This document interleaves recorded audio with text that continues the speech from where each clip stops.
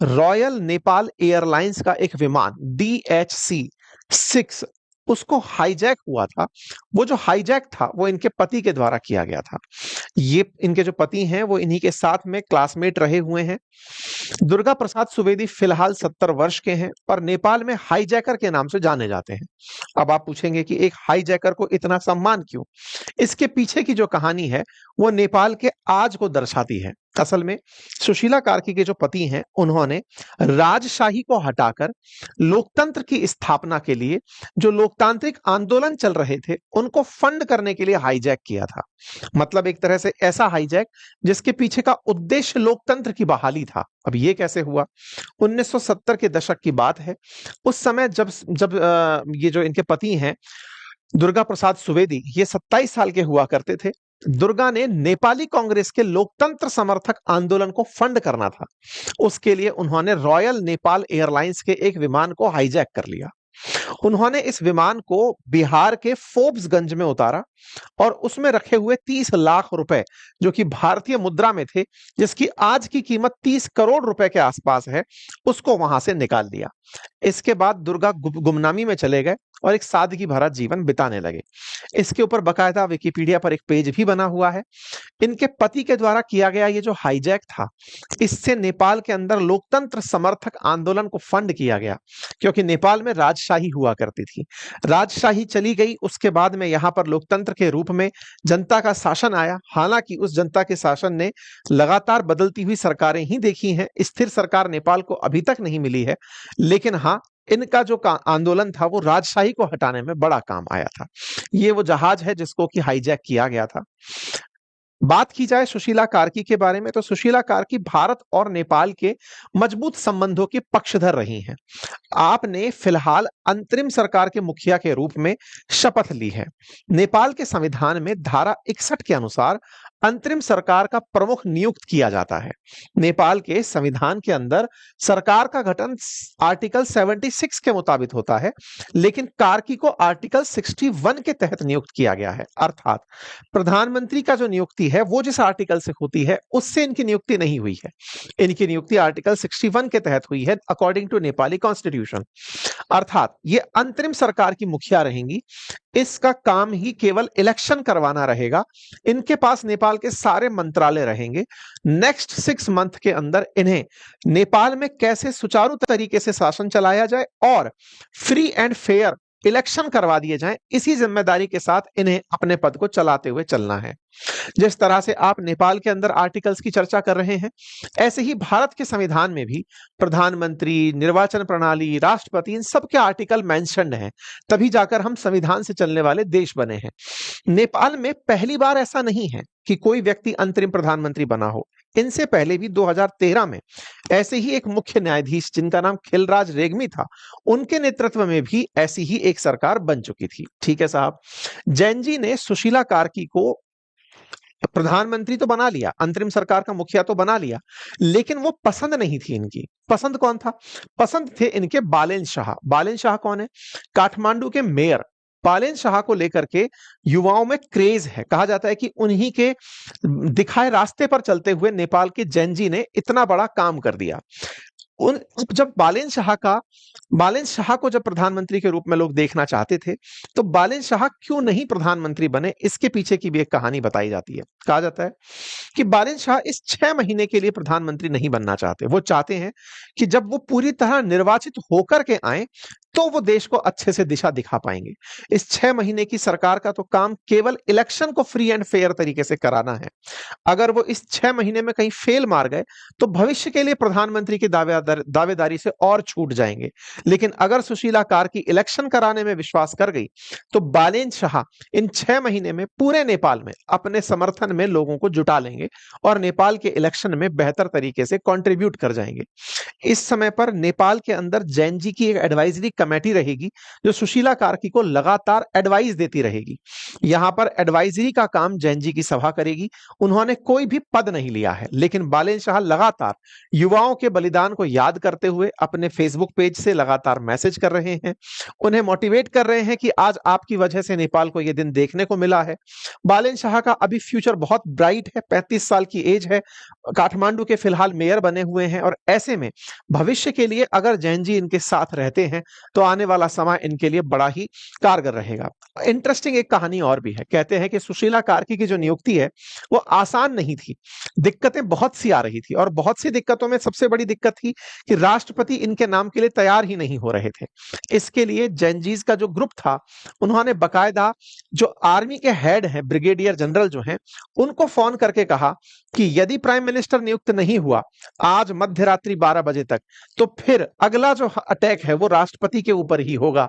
ऐसा कह के इन्होंने अपनी शर्त पर, ये हामी नेपाल करके जो समूह है उसके जो हेड हैं वो आपको यहाँ वीडियो में दिखाई दे रहे हैं, और फोन पर ये उनको फोन पर कहते हुए दिखाई पड़ रहे हैं कि या तो बात 12 बजे तक हमारी बात मान जाओ, अदरवाइज ऐसा नहीं होगा। अब मुसीबत ये थी कि जैनजीज ने अल्टीमेटम तो दे दिया, लेकिन किसी एक नाम पर सहमति कैसे बने, क्योंकि सब तरफ से अलग अलग नाम निकल कर आ रहे थे।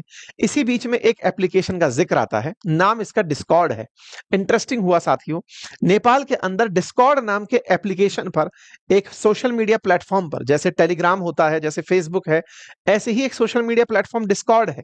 उस पर जैनजीज के द्वारा वोट डाला गया और तय किया गया, ये एप्लीकेशन डिस्कॉर्ड के नाम से जाना जाता है, और इस पर हामी नेपाल के द्वारा लगातार अपडेट दिए जा रहे थे कि हम अपनी तरफ से इन्हें प्रधानमंत्री नियुक्त करना चाहते हैं, अगर आप समर्थन में है तो समर्थन दीजिए। इस तरह से सुशीला कार्की को यहां पर 3833 वोट मिले। एक तरीके से जो सोशल मीडिया के इन्फ्लुएंसर्स थे, या फिर कहिए कि जो डिस्कॉर्ड पर जो सक्रिय लोग थे, उन्होंने सुशीला कार्की को सबसे ज्यादा सक्रिय रूप से भागीदार माना, और इसके चलते सुशीला कार्की नेपाल की अंतरिम सरकार की मुखिया बन गई। विचारणीय तथ्य है, एक छोटा सा देश नेपाल, जिसने सोशल मीडिया से ना केवल सरकारें पलट दी, बल्कि सोशल मीडिया से ही वोट करवा करके अपने लिए प्रधानमंत्री बना लिया। हालांकि यह मॉडल कितना सस्टेनेबल होगा, क्या लोकतंत्र के लिए यह तरीका सही है, क्या यह तरीका सुरक्षित है, यह तो आने वाला समय बताएगा। लेकिन हाँ, आनन फानन में इतने कम समय में अपने लिए सरकार चुनकर नेपाल के जैनजीज ने अपने प्रति लोगों के मन में एक सकारात्मक भाव पैदा किया है। अगर होता तो यहां पर अराजकता की स्थिति पनप सकती थी, नेपाल बहुत ही ज्यादा खंड में बंट सकता था, कई परेशानियां नेपाल को परेशान कर सकती थी। लेकिन नेपाल के युवाओं ने बहुत से कम समय के अंदर 8 तारीख से 12 तारीख के बीच में ही अपने लिए अंतरिम प्रधानमंत्री नियुक्त कर लिया। इसके लिए उनकी तारीफ होती है। नेपाल के अंदर बकायदा हामी नेपाल के द्वारा सबको सूचित किया गया कि हमने अपने लिए अंतरिम प्रधानमंत्री बना लिया है। इस विषय को सब लोग समझने से पहले ही विचलित हो जा रहे हैं कि यह हो कैसे रहा है। एक अच्छी खासी सरकार चल रही थी, केपी शर्मा ओली बढ़िया से नेपाल से निकल करके चाइना घूमकर आए थे, चाइना में एससीओ की मीटिंग अटेंड करके आए थे, उन्हें पता ही नहीं चला एक ऐसा आंदोलन उठा, रातों रात आंदोलन ने सरकार के सामने दबाव पेश किया, सरकार की जिद के चलते 51 लोगों की जान चली गई, लेकिन वो बलिदान व्यर्थ नहीं गया। सरकार को छोड़ना पड़ा, पद छोड़ना पड़ा, संसद भवन से निकलकर भागना पड़ा, पूर्व प्रधानमंत्री की पत्नी की जान चली गई। तमाम प्रकार के ऐसे मसले हुए। छात्रों ने या जैनजीज ने पूरी तरह से नेपाल को अपने तरीके से देखना शुरू कर दिया। परिणाम यह निकल कर आया कि सुशीला कार्की इनके यहां प्रधानमंत्री के रूप में दिखाई देती हैं। सुशीला कार्की को ये जो हामी नेपाल हैं, उनके जो लीडर हैं, वो इस तरह से दंडवत होते हुए प्रणाम करते हुए दिखाई देते हैं, और वो इनसे एक्सपेक्ट करते हैं कि अब आप ही देश के लिए अच्छी सरकार के निर्वाचन में कंट्रीब्यूट करिएगा। देखना होगा कि आगे क्या होगा। लेकिन बात हो सुशीला कार्की के पूर्व के बयानों की, जब ये प्रधानमंत्री नहीं बनी थी, इनसे जब पूछा गया था तो ये पहले भी प्रोटेस्टर्स का या छात्रों का साथ देते हुए दिखाई दी थी। इसके चलते ही छात्रों ने इनका समर्थन किया। इसी के साथ साथ अब इंटरेस्टिंग बात यह है कि जो ओली की पार्टी है, जिसको पद से हटना पड़ा, जो पद से हट करके सरकार से भागना पड़ा, अब वो विचलित हो रहे हैं कि ये हो क्या रहा है। इलेक्शन होते थे, सब कुछ होता था, ये सब कुछ के बिना ही नेपाल में नया प्रधानमंत्री आकर बैठ गया। तो अब उनकी पार्टी को आह्वान किया जा रहा है कि सड़कों पर निकलो, विरोध करो। अब देखना होगा कि कहीं नेपाल में आगे संघर्ष ना पनप जाए, कहीं ऐसा ना हो कि नेपाल के अंदर ओली की पार्टी और जो जेनजीज हैं ये आपस में भिड़ जाएं। इस बीच में भारत का क्या स्टैंड है? भारत ने नेपाल की अंतरिम सरकार का समर्थन किया और स्वागत किया है। भारत के एम्बेसडर जो हैं वो जाकर के बाकायदा यहाँ मिलकर आते हैं। मिनिस्ट्री ऑफ एक्सटर्नल अफेयर की तरफ से शुभकामनाएं जाती हैं। प्रधानमंत्री की तरफ से ट्वीट जाता है कि हम भाई आपको प्रधानमंत्री बनने के रूप में पद ग्रहण करने पर आपको हार्दिक शुभकामनाएं देते हैं। अर्थात भारत ने नया जो सत्ता परिवर्तन हुआ है इसे स्वीकार कर लिया है। भारत ने सुशीला कार्की की सत्ता को वेलकम दे दिया है। सुशीला कार्की के पुराने वीडियोस निकल कर बाहर आ रहे हैं जिसमें वो भारत के साथ संबंधों के बारे में कहती हैं कि किचन में रखे जो बर्तन होते हैं वो आपस में बजते हैं, लेकिन ये तो साथ रहने की पहचान होते हैं। मतलब भारत के साथ में उनके जो रिश्ते हैं वो बड़े ही पॉजिटिव हैं। इनका ही एक पुराना ट्वीट वायरल हो रहा है जिसमें ये मोदी जी को नमस्कार करती हूं ऐसा कहती हुई दिखाई दे रही हैं। ऐसे में लोगों का कहना है कि ये भारत के इंटरफेरेंस से तो नहीं हो गया है। हालांकि भारत इस बात से साफ इनकार करता है क्योंकि वहां के जनजीज ने करप्शन के खिलाफ ये काम किया है। अब उनके इस आंदोलन को भारत से जोड़ करके वेस्ट तो नहीं करना चाहिए, अपितु जनजीज ने खुद के लिए अच्छा भविष्य चुना है और भविष्य में और अच्छा चुनेंगे। इसके लिए अपन लोग उनको शुभकामनाएं दे सकते हैं। 17 साल में 13 प्रधानमंत्री बन चुके हैं। ऐसे में नई सरकार जो 6 महीने बाद बने उसे इस तरह की आगजनी ना देखनी पड़े। नेपाल के अंदर जो हिंसा और प्रदर्शन हुए जिससे हजारों लोग घायल हुए, बहुत सारे लोगों का नुकसान हुआ। नेपाल के अंदर मतलब फैक्ट्री जो जो होटल इंडस्ट्री है उसको बहुत नुकसान हुआ। एक यहाँ की सबसे बड़ी होटल हुआ करती थी कभी, हिल्टन 5 स्टार होटल के नाम से थी, उसको आग के हवाले कर दिया गया। जैनजीज की वजह से 25 अरब रुपए का होटल व्यापार को, क्योंकि पर्यटन बेस्ड इकोनॉमी है नेपाल, उसको नुकसान हुआ। नेपाल के अंदर जो समाचार पत्र थे उनके स्टूडियोज को जला दिया गया। तो समाचार पत्र को इस तरह से देखा गया कि बिना लाइट के समाचार सुनाए जा रहे हैं। लेकिन हाँ, जो भी आंदोलन हुआ उसके बाद जैनजीज ने फिर से नेपाल की साफ सफाई को अपने हाथ में लिया, व्यवस्थाओं को सुचारू करने का प्रयास किया। जहां तहां उनकी वजह से दिक्कतें आई थी उन्हें सुधारने का प्रयास शुरू हुआ और इस तरह से जैनजीज नेपाल को पुनः बहाल करने में निकल पड़े।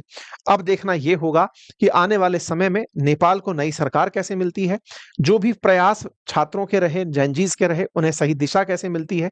उनके साथ कहीं ऐसा ना हो कि चीट हो जाए, ऐसी हम दुआ करते हैं कि वो अपने लिए एक अच्छी सरकार चुने ताकि हमारे पड़ोसी देश में शांति रहे और देश के साथ में उनका समन्वयपूर्ण व्यवहार रहे। फिलहाल के लिए इतना ही। जानकारी अगर पसंद आई हो तो साथियों के साथ साझा करें। चैनल पर नए हैं तो सब्सक्राइब कर लें। और यदि आप चाहते हैं स्टॉक मार्केट रिलेटेड जानकारी प्राप्त करना या फिर म्यूचुअल फंड से जुड़ी जानकारी प्राप्त करना, तो एक हमारा एप्लीकेशन है बातें बाजार की, आप वहां जाकर हमारे कोर्सेज चेक कर सकते हैं। Thank you so much.